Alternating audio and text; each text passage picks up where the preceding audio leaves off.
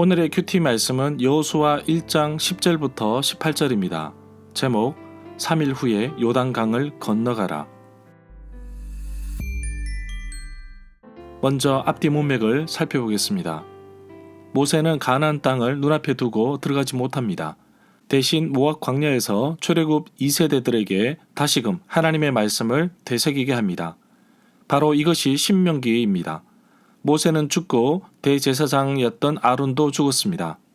모세의 시종이었던 여호수아가 이제 수많은 이스라엘 백성들을 이끌고 가나안 땅으로 들어가야 하는데 단순히 들어가는 것이 아니라 전쟁을 통해 싸워 이겨야 합니다. 그런데 여호와 하나님께서 땅을 주시겠다고 선조들에게 약속하셨고 모세와 함께 했던 것처럼 여호수아에게도 함께 하시겠다고 하십니다. 모세의 종에 불과했던 여호수아이지만 하나님이 함께 하실 때 엄청난 큰 일을 할 수 있었습니다. 여호수아가 우로나 좌로나 치우치지 않고 오직 말씀을 의지해서 살아갈 때 함께 하심을 느낄 수 있었습니다. 가나안 땅을 밟기까지 40년이라는 긴 시간과 많은 사람들의 희생이 있었습니다. 약속의 땅 가나안 땅을 들어가라고 명령하십니다. 3일 후에. 그래서 여호수아는 모든 준비를 하러 갑니다. 그러나 요단강을 건너지 않은 르우벤 지파와 갓 지파와 므낫세 반쪽 지파 용사들은 다른 지파들보다 앞서서 싸울 충성을 다짐하게 됩니다. 문단을 나눠보겠습니다. 10절부터 11절은 여호수아가 백성에게 전쟁 준비를 명령하다. 12절부터 18절은 요단 동편 지파들에 대한 언급. 10절부터 11절에 보면 여호수아가 백성의 지도자들에게 명령을 내리는데 백성들이 머물고 있는 진 사이를 두루 다니며 백성들에게 양식을 예비하고 지금부터 앞으로 3일 후면 요단강을 건너게 될 것이라고 전하라고 합니다. 하나님 여호와께서 우리에게 이 땅을 주셔서 우리의 소유가 될 그 땅에 들어가 땅을 차지하게 될 것이라고 하였습니다. 이미 신명기 9장 1절에서 이스라엘 백성들에게 요단강을 건너가면 이스라엘보다 강한 나라들로 되어 있으나 그것을 차지할 것이라고 말씀하셨습니다. 이 구절에서 백성의 지도자들은 질서를 유지하는 업무도 있었지만 무엇보다도 민병대를 동원하는 일을 맡았다고 볼 수 있습니다. 12절에 보면 그 후에 여호수아는 르우벤 지파와 갓 지파와 므낫세 지파 절반에게 말했습니다. 이스라엘의 12지파가 모두 땅을 분배받습니다.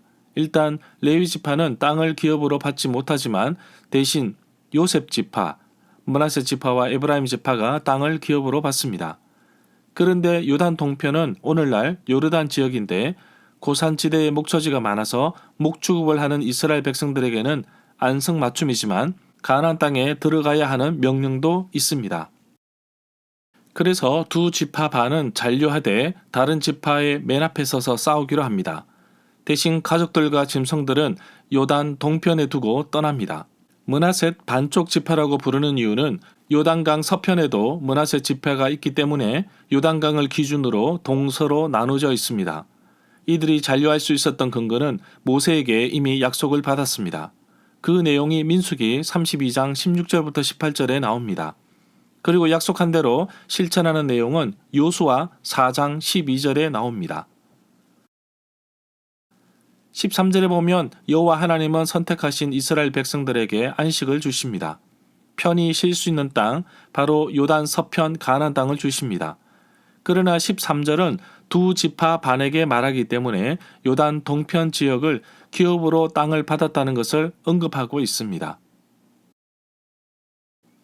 15절에 보면 이미 요단 동편 지역의 땅을 분배받은 두 지파 반, 르우벤, 갓, 므낫세 반쪽은 남은 지파들이 요단 서편 땅을 얻을 때까지 도와주어야 합니다.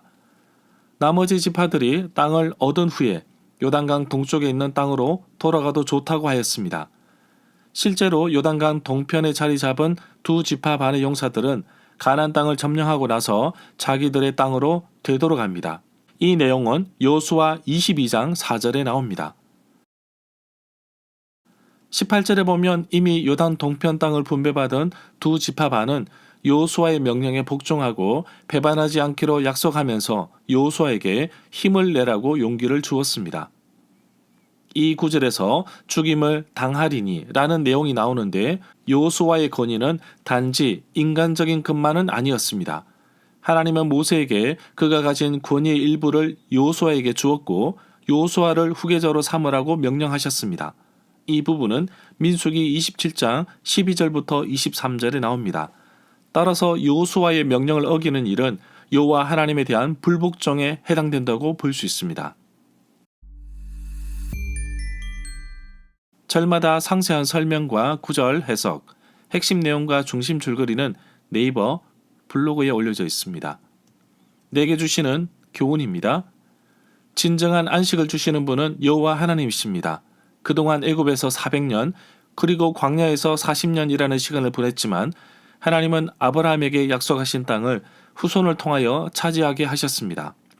조선 말 수많은 선교사님들의 피값으로 세워진 한국교회, 믿음의 선배들이 목숨 바쳐 지켜냈던 한국교회, 그분들의 기도와 눈물로 지킨 복음을 이제 제가 받은 것입니다. 내가 복음의 기쁨, 안식을 누릴 수 있도록 이끌어주신 하나님께 감사드리며 이 안식을 다른 사람들에게도 전할 수 있기를 원합니다. 요단강 동편의 루벤 지파와 갓 지파와 므낫세 반쪽 지파는 이미 모든 것을 이루었습니다. 그러나 그곳에서 안주하지 않고 하나님의 뜻을 이루기까지 앞장서서 싸웠습니다.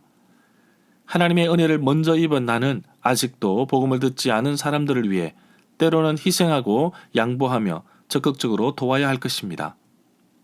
하나님께서 다른 사람들보다 먼저 안식을, 기쁨을, 복음을, 신앙을, 은사를, 물질과 건강을 주신 것은 다른 사람들을 도와주라고 먼저 주신 것입니다. 그래서 내가 도와야 할 사람이 누구인지 찾아보고 그 복음을 전할 수 있도록 헌신하는 하루가 되기를 간절히 소망합니다.